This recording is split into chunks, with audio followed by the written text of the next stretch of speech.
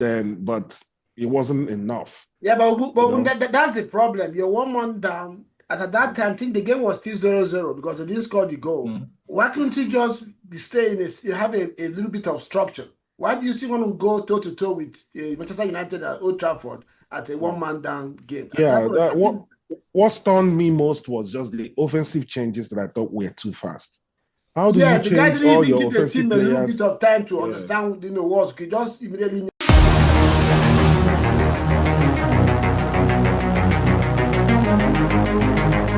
Watch Friendship TV right now. And Chelsea, man, like if he, as a Chelsea fan, I don't know. I know you didn't see this one coming, considering how United have been playing this season. Yes, or out of nowhere, Sanchez had one of those Sanchez moments and got the red card, and the rest became history. But I want to ask you a question, and this is basically because of comments made by Maresca. It kind of gave me a little bit of answer to something I've been looking for. And remember, I mentioned this. I don't know if it's on the show or to Uguma, but off camera. I have a feeling that Cole kind of runs that Chelsea dressing room, or there's a kind of privilege that is being given, and it shows in the face of some of these players. Not the Maneke didn't look happy when he was out in Arsenal. Enzo Fernandez, for a while, didn't want to do the dirty work for Chelsea. He wanted to play at the 10th position. So Maresca says something that Cole said he wanted to play. But they ran a test for him on Saturday morning. He wasn't 100% fit because of groin injury. But because he asked to play, they had to play him. And that's why he didn't last more than 20 minutes in that game. And the second mistake by Maresca, in my opinion, was that, okay, when this thing happened, he knew Palmer was not 100% fit. Why did you take him out? He took out Neto. Then, in less than 5 minutes, Palmer had to come out. And Chelsea we are left toothless. As a Chelsea fan, I don't know what you guys, if you have No, anything but you know that we don't know. no, but when you say it like that, it seems predestined the way you're talking about it. But you have, first things first. That's a good sign for any player that even if he's not 100, he wants to give his team the best. So you have to look at it from that side on Cole Palmer. Now, is it up to the manager to take him out of the firing line? Maybe so. But here's the thing. We don't know what happens internally. You see what I'm saying? So with that one, I wouldn't necessarily go into that one. We are going to focus on what we can control, which is the results and Chelsea's lackluster performance. It's really sad. But again, it's football. You cannot expect to win all the time. You can't, just because a team is losing don't mean that they might not turn up. And like I've always said, in football, it's like Murphy's Law. Anything that can go wrong will go wrong. We already knew who Sanchez was, and we know Sanchez is going to do Sanchez. So that one is on Maresca, because you had the opportunity to go for Donnarumma aggressively. Yeah. Or another top goalie like the one in Inter, the Frenchman in Inter that we were rumored that we were trying to get. So that's on him. But if you look at the game generally, Chelsea were ragged, were all over the place. There was no call. In fact, I already know what we can get with Maresca. We cannot push for our top two. Top three, maybe reaching maybe another top four position, maybe just. Yeah, the back line is rubbish. I've already said that one from early. You cannot win nothing if you have a rubbish back line. It would always tell on you. But like We're talking about. I'm surprised you're saying all this and you're mentioning top two in relation to Chelsea. But let's leave it at that. You're a fan. Jude, you No, saw but United yesterday beat Chelsea. Did you see anything that maybe kind of looks like there's a resurgent United, or was it just one of those days? Yeah, there is nothing. There's nothing resurgent about United. The game turned on its head when the red card was issued to um, Sanchez. Sanchez. And then so again, that the whole of Man United knew that was a very big opportunity for them. The stadium, you know, almost blew open with a massive Support. chant of the fans, support of the fans, who knew that was a big advantage and they should take it. It rained cat and dogs in Manchester yesterday. Even where I was living, I could barely hear, my television because the rain was really, really, really massive. In fact, there was a weather alert as at yesterday, when that rain was pouring. So I would say everything United got, lucky with every element Aspect of the game. of the day. Both the weather, both the red card, which I said yesterday. I mean, I wouldn't blame Sanchez too much for that red card because I mean, what else could he have done? Except he could have sat back in his post and wait for um, um, the the opponent to round him up and score that goal, because definitely that was going to be a goal, and because his defenders, you can see them, they were Static, they yeah. were running, yeah, and they were rushing to catch up, and which there was no way they would have caught up with that guy. So I mean, he had to take the hit, and that was when Yeah, the game. Maresca said he would have allowed the guy to score and avoid the red card. I mean, it's Well, on hindsight, it's it's always easier on hindsight. At that time, yes, he had to do yes, something for the team, but somehow it didn't come off. And like you yeah. said, he was the last man. He just tried to do something. And sometimes it works. Maybe 1 inch faster, he would have, met up with Mbeumo and avoided that goal from going in. And it happened. And the team, like I saw it in one of our chats yesterday, we were saying that the defense left him helpless. And they had no choice than to try to react in one way or the other. Obviously, it went the wrong way, and that was it. Ugum, I don't know, touch base Chelsea United yesterday. I don't know, what's your overall thoughts on the game? The overall thoughts, I mean, the red card was a big factor in the game. I thought United started really well with a lot of intensity. United are formidable at Old Trafford. Nobody should feel underrate United at Old Trafford. They may have all kinds of problems, but when they meet any of the top sides in Old Trafford, they stand up, right? And so they started the game in that way.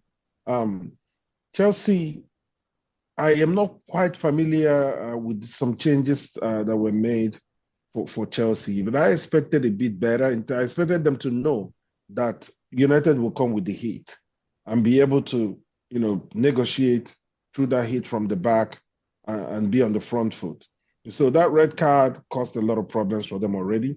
I've heard a few of the Chelsea fans say that the defense caused it and they exposed Sanchez, and Sanchez made that mistake of, taking that red card in order to prevent Mbeumo from scoring. But overall, I thought Chelsea stood up really well. Even after the red card, United threatened to really run them over with attack after attack. I expected Bruno Fernandes to be a lot more offensive, and I think that's one of the adjustments that Amorim made later was to push Fernandes forward where he's most dangerous. But Chelsea really kept the ball on the floor. If there was a team actually that calmed down and played the ball really nicely, I thought Chelsea did so. In the midst of defense, playing 10 against 11, they were still able to string a few passes together. But it wasn't enough. Yeah, but that's the problem. You're 1-1 down. At that time, I think the game was still 0-0 because they didn't score the goal. Why couldn't you just stay in this? You have a little bit of structure. Why do you still want to go toe-to-toe with Manchester United at Old Trafford at a one-man down game? Yeah, what stunned me most was just the offensive changes that I thought were too fast. How do you change all your offensive players? The guy didn't even give the team a little bit of time to understand, what's good. Just immediately yanked everybody off, and they just lost that structure, and the team just didn't look organized.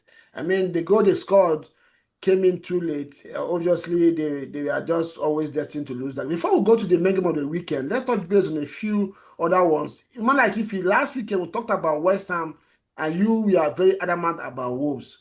These two teams lost again this weekend at home. West Ham lost 2-1 to Crystal Palace, and Wolves lost 3-1 to Leeds. And both of them, Wolves have 0 points on the board. West Ham have just won one game this season. I don't know. I asked this question last weekend. What is Harry Potter still doing at West Ham? You guys, what's your take on this? You have to ask David Gold and what's the name of the other one? Something Sullivan. Those are the owners of the club. Why he's still there, we don't know. You know, he's me. I have a problem with these coaches, you know. They always say identity and Philosophy, style of play, philosophy, and all of that rubbish. But the main thing that they should be concerned about is getting the win, however means necessary. or avoiding a loss, or avoiding defeat. Nah, because everything boils down to the bottom line. You can't keep on saying my identity, my philosophy, my way, and you're not winning. You're not playing progressive. Most importantly, the fans will start turning on you. There will be discord in the dressing room, and unfortunately, you have to be gone. Do you see what I'm saying? So some of those coaches, that stupid philosophy. Nah, you should be. Listen, in life, anything we're doing, you should be flexible. I'm not saying you should not have your standards and all of that, but there are positions where you will be that you have to be amendable, you have to be bendable. Even in the Constitution, they make room for changes. The Constitution that was there 500 years ago, they adjusted it as the need arose. Obviously, there was no Twitter, Instagram, TikTok 500 years ago. So they have to amend it to fit in your present dispensation. So all of them things that those two coaches say, to me, I just keep quiet because they're not making one atom of sense to me. Why are you not trying to be flexible? Why are you not trying to try different things to get good results? I hear you. Jude, what have you made about West Ham and Harry Potter? Oh, what girl? Sorry. Harry Potter. Grandpa. Well, sorry, I wanted to ask something before. Did Potter win anything at Chelsea? No. Did Lampard win anything at Chelsea? No. All right. So let me say, so the only two manager is there any other manager who has not won anything for Chelsea apart from those two? So what's your point? Let's understand your point. What I'm saying is that most of these English coaches are shit. And not a lot of them are rubbish, though. I can't even lie. Shit. Yeah, a lot of them are shit. Gerrard came to with how the money Aston Villa spent on him. Yeah. He took off. They just make all the noise and then they don't deliver anything. They are all of them. As a matter of fact, most of these, even Brendan Rodgers. Look at Brendan Rodgers that they were touting as the best thing. Took Leicester to relegation with that stupid my style of play, my style, my identity. Yeah, all of them are like that, you know. So it's really shocking. But let me ask you another game before we move to Arsenal, the main game of the weekend. Tottenham 2, Brighton 2. There are two ways to look at this one. Thomas Frank, is he beginning to learn what Tottenham really is? Or will you say they had a little bit of strength in their mentality to come back from 2-0 to draw that one? Considering how they are I would say more of the second one. Yes, Tottenham, of course, they struggle. They struggle almost every time. But it was mental resilience to be 2 goals down against Brighton and fight your way back. You know, and I give Thomas Frank the credit because he's a good coach. And he's really, if there's anyone probably that will help them overcome some of the mental frailties that they've had over the last few years, I think Thomas Frank will be able to do that. So Tottenham did well by being able to come back against Brighton. Though Brighton coach is, really going down. in many people's estimation, looks like he's just content with just playing good football and not really pressing and challenging his team to take it to the next level. Yeah, the end product is really looking worse and worse by the day. But I mean, how do you not do that when you Welbeck that left limelight 5, 10, 6 years ago, all of a sudden is your main striker? So sometimes what you see is what you get.